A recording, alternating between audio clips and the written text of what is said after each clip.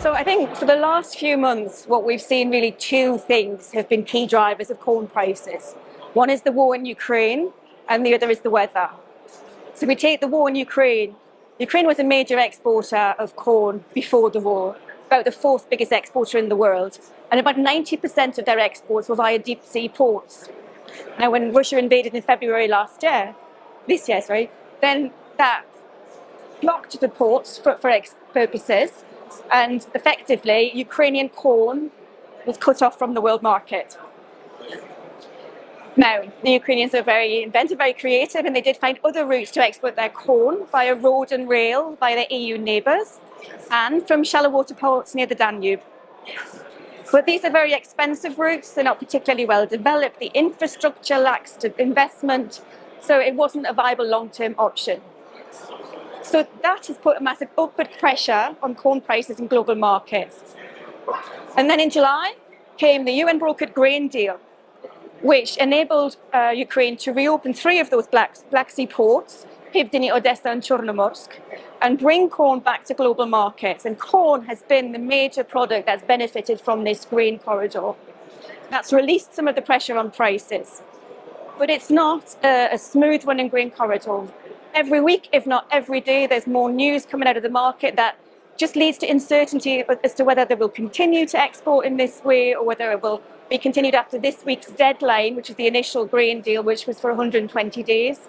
We've seen Russia pull out of the grain deal, come back in. We've seen massive delays in inspections. And each step along the way is a driver of prices, and it's created intra-week volatility in the corn markets. So the second thing I mentioned was the weather. This year we've seen prolonged hot, dry weather in very many key producing nations. In the EU, France has its worst corn crop in 30 years, the catastrophic corn crop in Bulgaria and Romania as well. We've seen similar things happening in the US, again, hot, dry weather. And in the US also, the impact of that hot, dry weather on barges moving along the Mississippi River to get corn to the export ports onto global markets. So this, again, is another upward driver of prices in the global markets. And it's not over yet. We're still seeing a lot of uncertainty this week and in how things are going to progress and what that means for corn prices going forward.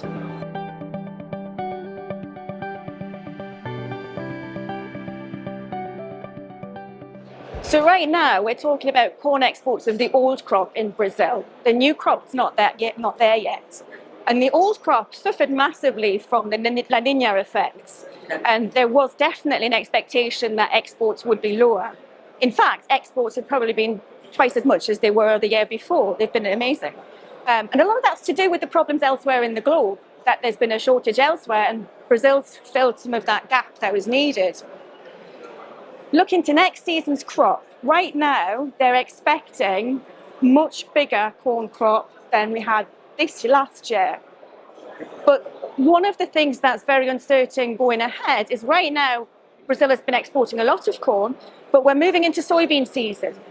And they only have so many ports and so many terminals and so many ships to take the products out of the country. So the question is really what's going to happen as the soybean crop comes in and Brazil starts to want to export more soybeans. And that's something that we're going to be watching over the next few months.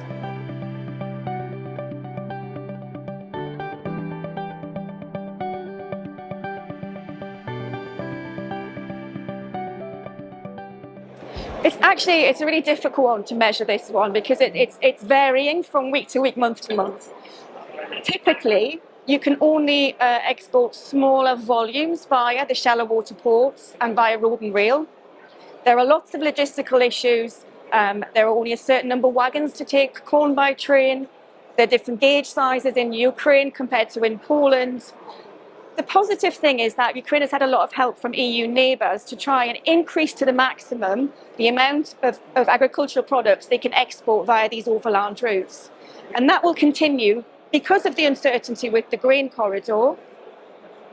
It might be continued by another 120 days. We just don't know. We're waiting to see. But whatever, nobody wants to put all their eggs in one basket in this situation. So whatever happens, they will continue to invest in that infrastructure.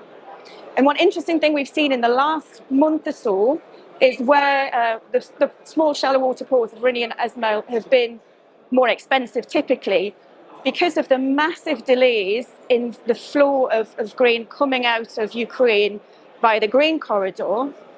The amount people are paying in demurrage because they've had to wait for months to get the grains inspected, this has meant sometimes Rennie is actually a cheaper option to export than the typical deep sea water ports.